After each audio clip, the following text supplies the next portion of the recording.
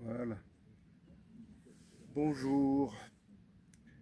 J'étais venu ici au mois de mars.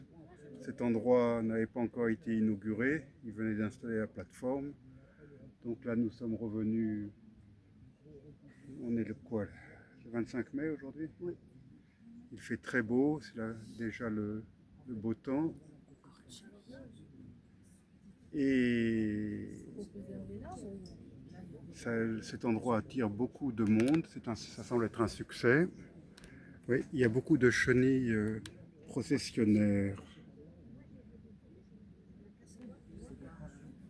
Donc, allez, je vais vous remontrer cet endroit que j'avais déjà montré avec le mauvais temps au mois de mars.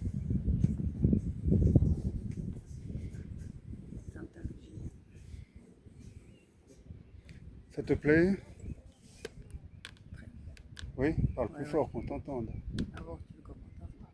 Bon, c'est très bien conçu. J'aime bien la simplicité des matériaux, mais ça a nécessité un rude travail.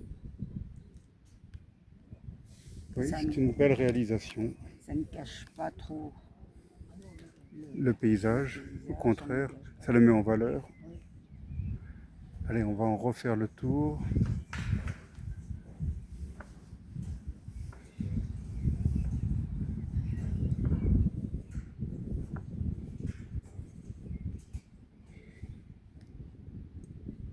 On voit toute la ville de Bastia d'un seul coup d'œil. Le port de commerce, le vieux port, et à l'extrême gauche, le port de Tauge, le port de Plaisance. Ah non, la jetée du dragon, elle est là-bas au vieux port. Oui. Ah, là-bas. Et cette grande jetée, qu'est-ce que c'est? C'est le port de commerce, voyons.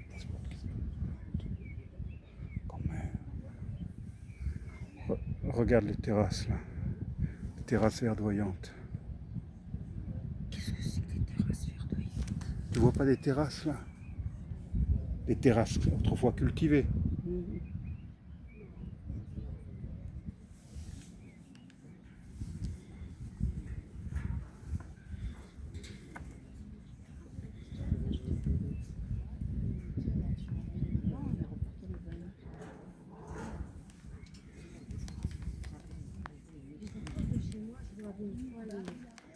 Les gros cargos, tu sais, avec les...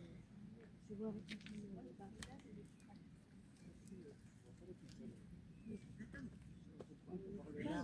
Oui. On se croirait sur un bateau là. Hein, regarde. C'est vrai. Moi, je vois l'hôtel. Donc, tu vas un peu plus sur la droite. Et tu le vois. Tu vois le grand bâtiment blanc. De quoi? Ils cherchent la maison, l'EHPAD. Par rapport à l'hôtel, juste à droite. C'est ça, derrière. Ça, ouais. Tu le vois? C'est ça. Tu vois le bout? Tu vois la grue là? Je cherche un peu d'ombre. Un moment. Je vais installer le trépied ici. Ça tient. Là, il y a deux trucs creux. Voilà. Ah, on voit pas une gelbe. Par contre, il y a des chenilles Quoi? Des chenilles qui piquent. Ah oui, oui. Maman était allergique à ça. Non, je vois pas l'huile d'elbe. Attends, je vais tourner. Non, non. Un petit peu.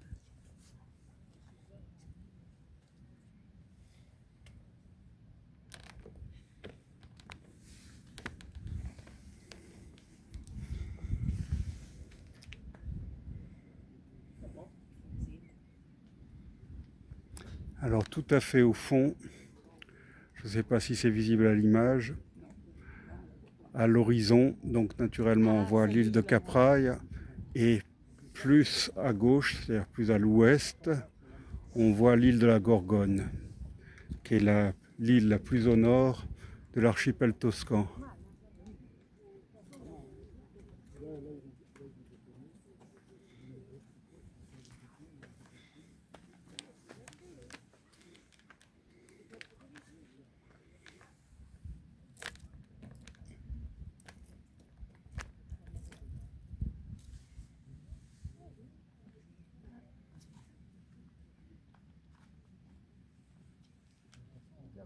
la Gorgone, c'est ça. Là- Et il y a la plante. Non. C'est ça. Oui, la petite île là-bas, toute petite. Ah, ça y est. Et tout se passe dans le petit corps. Alors, au sujet de l'île de la Gorgone, un petit détail historique. Donc, bien sûr, autrefois, il y avait un monastère, une communauté religieuse qui vivait à la Gorgone. Alors, Je rééquilibre un peu le trépied. Voilà. Donc, assieds-toi. J'essaye. Donc,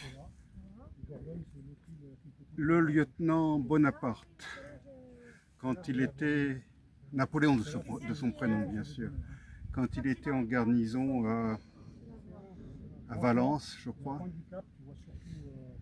il a écrit une nouvelle, il a écrit plusieurs nouvelles, mais dont l'une en particulier. L'action se déroulait à la Gorgone, cette petite île là-bas. Il a écrit plusieurs nouvelles dans le style très romantique de l'époque. Le souper de Beaucaire.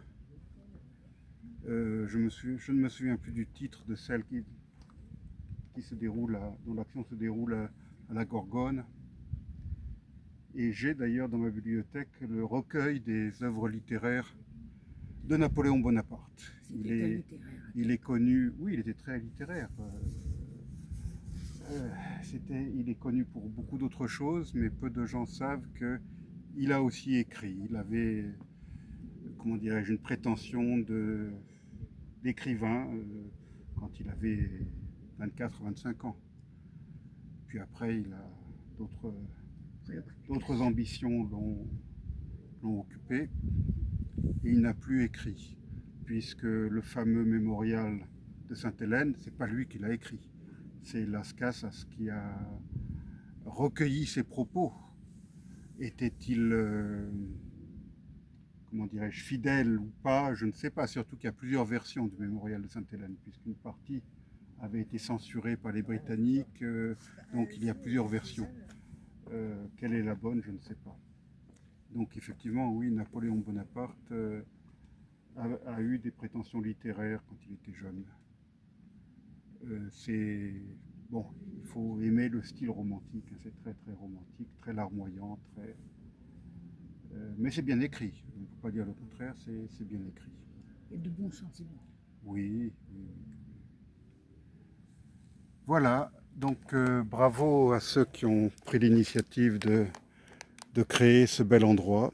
C'est venu de qui? Regarde la petite chenille.